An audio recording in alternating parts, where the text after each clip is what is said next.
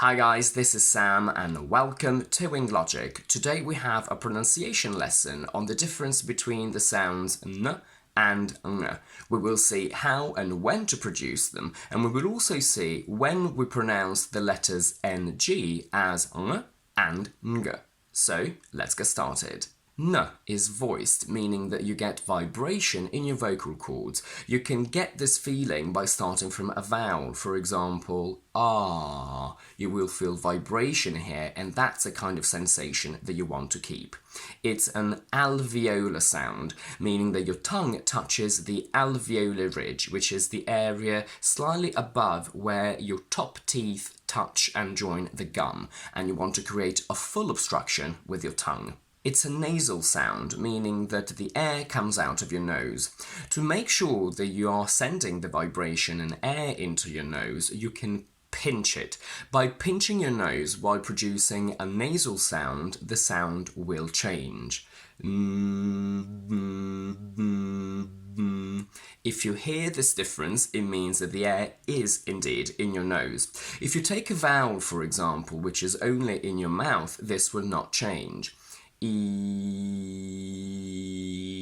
You can't hear a change. Also, if you pinch your nose and you hold it there, you will feel something like this.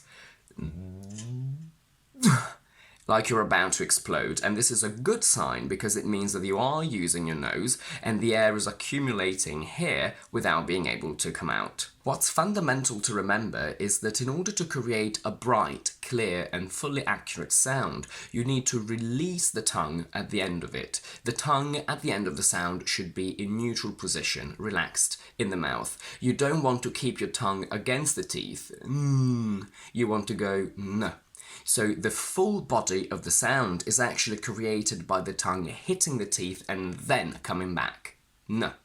If I say tin and tin, the first one is technically incorrect because I'm holding my tongue against my teeth, but I still sort of understand it, isolated as a single word. But the problem is that holding your tongue against the teeth makes it very easy for this sound to be swallowed and lost in conversation.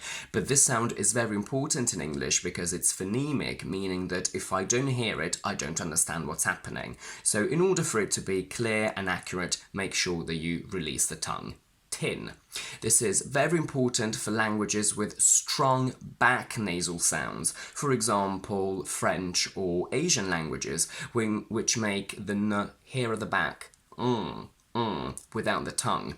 If I hear that in English, I don't quite understand it, so for these languages, please make sure that you work with your tongue. You need to make sure that you hit the teeth and release n.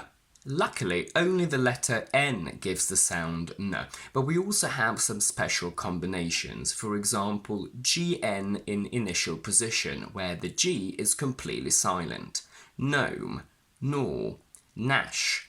GN in final position, where the G is silent again. Campaign, sign, design. But when GN is in mid position, we say gn, magnificent, signal, signature, diagnosis. Careful, because in some languages the combination of gn gives the sound ny, but in English ny doesn't exist. When we have kn, the k is silent. Knife, night, no. pn, the p is silent. Pneumonia, pneumatic. N is a single voiced sound that is a combination of n and g, meaning that it takes elements from both of them and it merges them together. If we say g, g is a velar sound, meaning that the back of your tongue goes up, hitting the velum or soft palate, this area over here, and this is what n takes from g, the tongue going up and down like that. What it takes from n is the nasality, so this is a nasal sound and you need to send vibration and air into your nose. So, while the back of your tongue hits the velum and comes back, you need to push the sound into the nose. In some videos, you will see teachers holding the tongue up, but I think it's actually better to bring it back down. A mental image that you can use to produce this sound correctly is gargling, when you have mouthwash in your mouth, for example, and you go.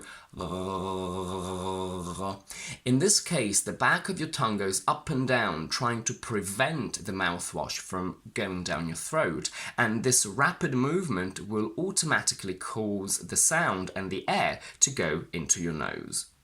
Ng is given by the letters N, G in final position. Sing, sang, sung, song, long, lung, among, strong, meaning that every verb ending in ing needs to be pronounced with this exact sound. Watching, teaching, talking. We say ng when ng is in mid position but derives from a word that has the ng sound to begin with. So if I say singer, I need this sound because the word derives from sing with ng and er. Wrong plus li becomes wrongly, and sing plus ing gets a double ng sound, singing. We use this sound when we have the single letter N followed by the sounds K, spelled as K or C, and G. Let's have a look at the word bank, where we have N plus K, spelled as K.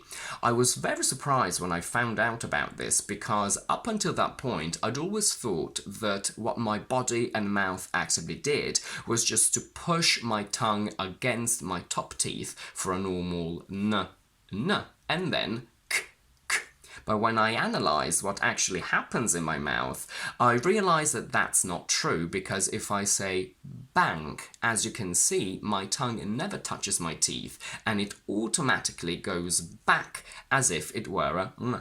So we say bank. I know you're thinking this is extra work for you and something more to think about, but actually, as I've just told you, I was 100% sure that I was mentally and physically producing a n, but I wasn't, and this means that this process happens fairly naturally and automatically without you having to put any effort into it. So just picture a normal n and your body will automatically change it into a ng sound.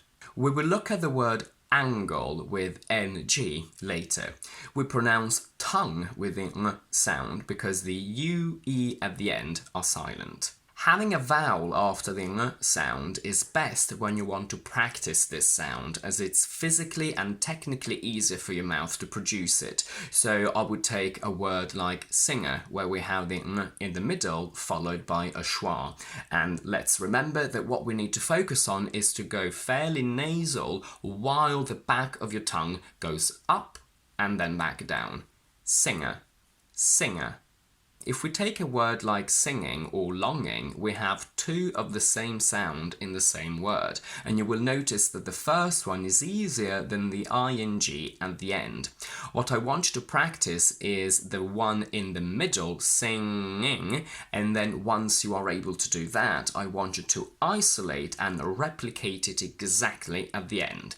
What we're aiming for is singing, longing, where you can hear a lot of nasal sounds going on. There are a couple of variations in the pronunciation of ing when verbs have it added to them. The standard one is ng, run, running. In some accents of English, we add a g or sometimes a k at the end, so we get something like running or running. And we also have a lazier option where we simply say n instead of ng. And this happens a lot in songs when you see the lyrics spelt with an apostrophe after the last n. So we say runnin'. Now it's time to go a little bit more technical and talk about intrusive sounds. Since we are very lazy in English when we speak, intrusive sounds are extra sounds that we add in connected speech. So when we speak, to connect a word ending in a vowel and another one starting with another vowel. And we do that because it's actually easier for our mouth to produce them. My office. When I speak, I don't separate them like that, but I merge them together. I'm going to pronounce them now, and I want you to see if you can hear something that is a little bit unusual. My office, my office, my office. I am, I am, I am. We understand, we understand, we understand. What I did was add a little extra sound that is not spelled, but it helped me pronounce these two words together. This extra sound is a little y sound. My office, I am. We understand. Now, because this is an intrusive sound, it doesn't have to be too strong. We don't say my office, otherwise I would spell that as M-I and then Y-O-F-F-I-C-E. I would hear it as a full letter. It needs to be just strong enough for the speaker to be able to use it and pronounce these two words easier, but it doesn't necessarily have to be heard by the listener. My office, I am, we understand. There are 3 intrusive sounds in English, but today we're only focusing on y, which connects a word ending in I, or E, and another one starting with a vowel. I personally think this happens also inside a single word when we have more than 2 beats of vowels together.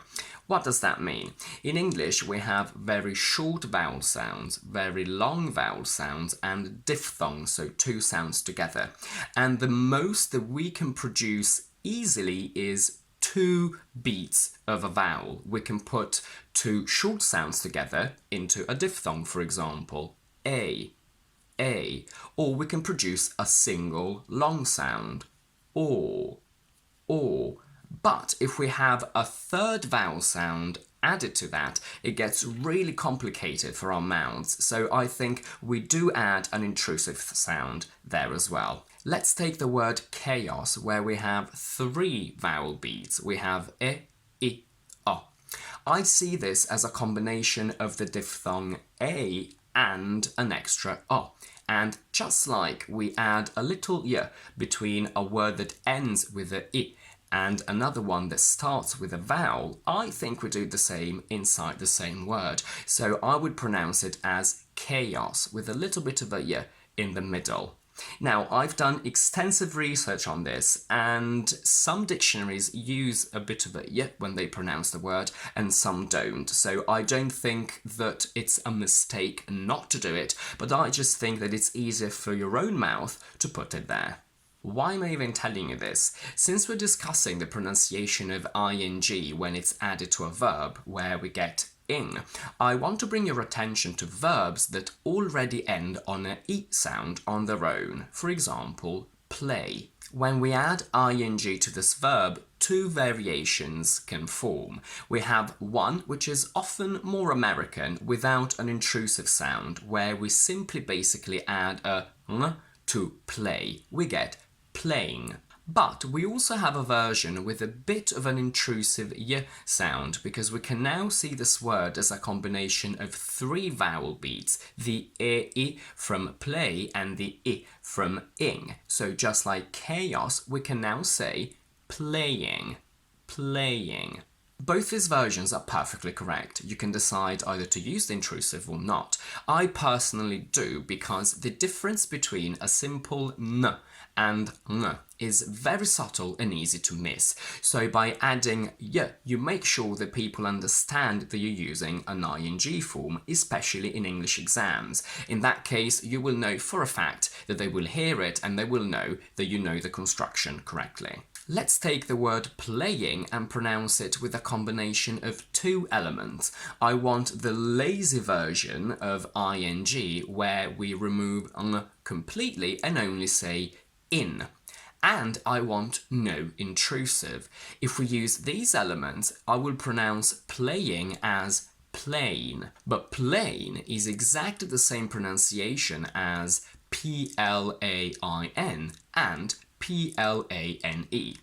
Again, this pronunciation is 100% correct, but using the intrusive y just gives a little bit more of a difference between these words. We have say, saying, cry, crying, toy, toying, where I've just put the intrusive, but you can also decide not to. talking about the subtle difference between n and ng, we need to remember that these two sounds are phonemic, meaning that if we use one instead of the other, we understand something completely different. Some minimal pairs that we have are thin, thing, sin, sing, ran, rang, win, wing. Before we go, there is one more way of pronouncing ng inside a word. We said earlier that if ng appears in mid-position, deriving from a word that has ng, we keep the ng sound. Sing, singer. But if ng is inside a word that doesn't derive from another word ending in ng, we don't say ng and we simply say ng. So whilst singer derives from sing plus er, finger doesn't derive from fing plus er. It's just a single standard simple word, finger. And although adjectives like strong or long do end on ng, when we have comparatives and superlatives or adjectives, we don't keep the ng, but we go ng. Strong, stronger, strongest. Long, longer, longest. We can't say stronger and longer.